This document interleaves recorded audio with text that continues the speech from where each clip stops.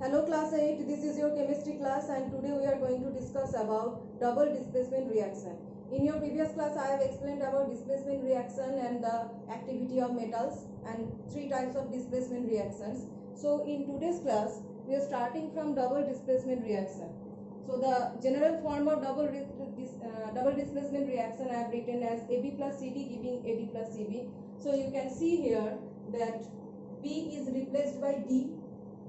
Here B is replaced by D and forming AD plus CB. So double displacement reaction means displacement in two reagents. Displacement in two reagents. You can say either that B is replaced by D, or you can say that D is replaced by B. So two compounds exchange their ions and radicals. Two compounds exchange their ions and radicals. So if I say this is B radical and this is D radical, so two compounds are exchanging their radicals or ions, and that's why this is known as double displacement reaction.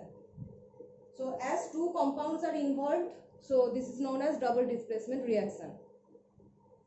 So there are two types of double displacement reaction. First category is precipitation reaction and the second category is neutralization reaction. So now we are discussing about different types of displacement reaction, and the first type is precipitation reaction.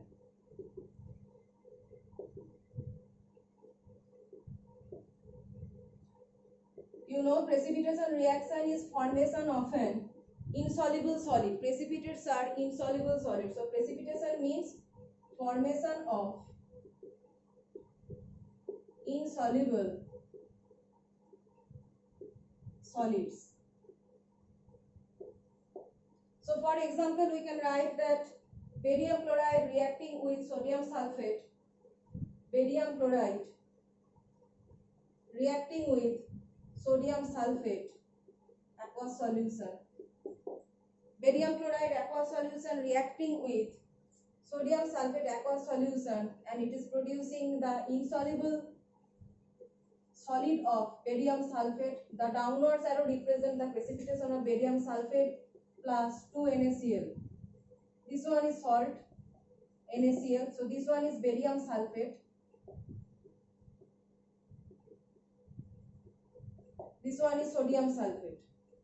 So sodium sulfate is soluble in water. That's why we have made aqueous solution, and barium chloride is also soluble as a salt in water. But after the reaction, the produced barium sulfate salt is insoluble, and that's why we found precipitate in this reaction. And the next example we can give, that is silver nitrate solution, silver nitrate aqueous solution, and you are adding few drops of HCl.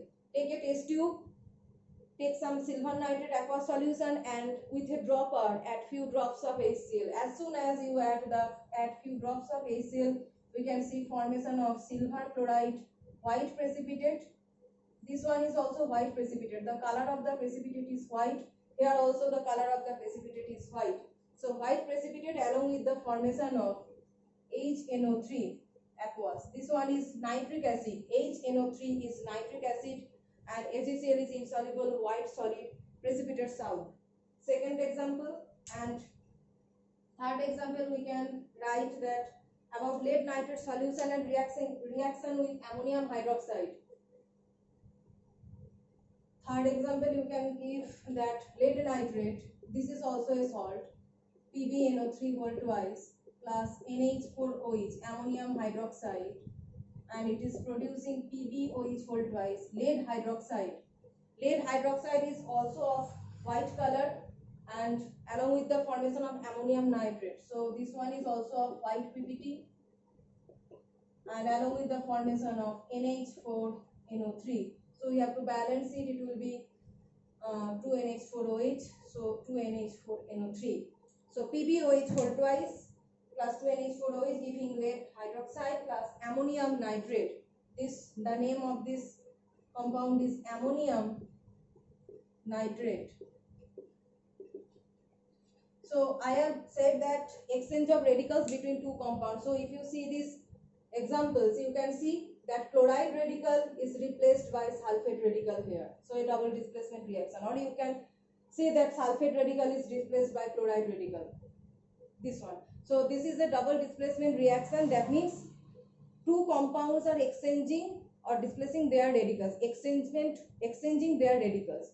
So here also nitrate radical is displaced by chloride radical. Here nitrate radical is displaced by hydroxide radical.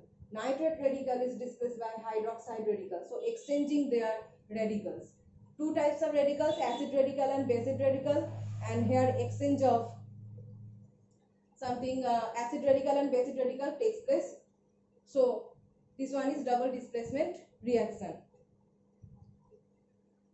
So these anions are, suppose I say this one is nitrate radical, this one is actually acid radical, okay.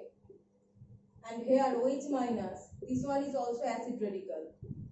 So two acid radicals, that is nitrate radical and OH radical, are exchanging with each other. Next is neutralization reaction.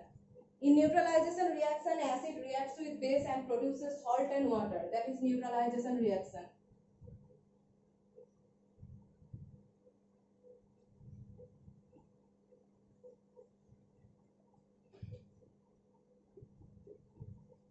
Neutralization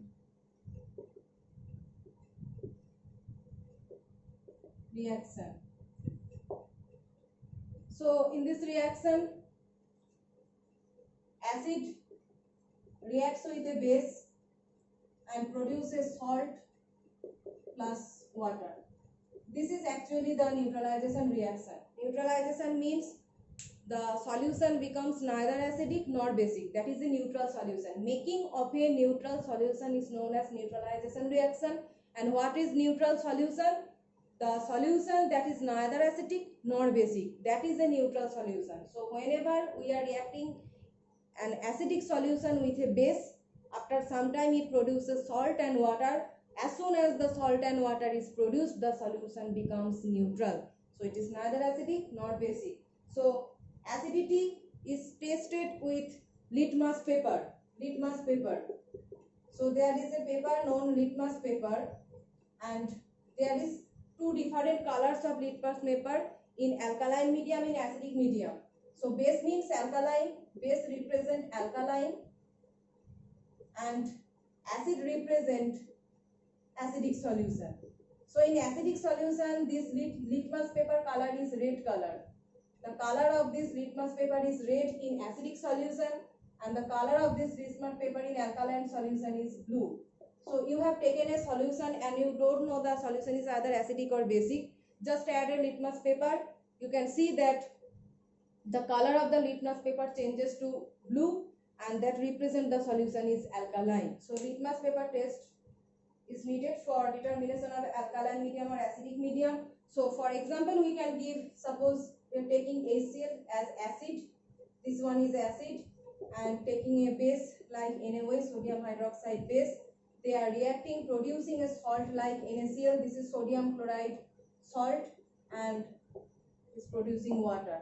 So whenever an acid, hydrochloric acid, is reacting with a base sodium hydroxide, producing sodium chloride salt and water, and you can also give with respect to zinc oxide.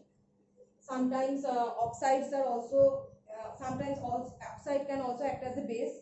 So zinc oxide solid can act as a base. Oxide can also act as a base. So zinc oxide reacting with nitric acid producing zinc nitrate, ZnNO3 whole twice plus H2O. This one is zinc nitrate, and this one is zinc oxide. So two examples of neutralization reaction where acids are reacting with base, producing a salt and water, and the solution becomes neutral. So the zinc oxide, zinc is a metal, and all metallic oxide can act as a base. Remember this, metallic oxide can act as a base. So zinc is a metal and zinc oxide is the oxide of metal, so it can act as a base. So two examples. So in the next class, we will start from the indicators and we'll discuss about metal activity series.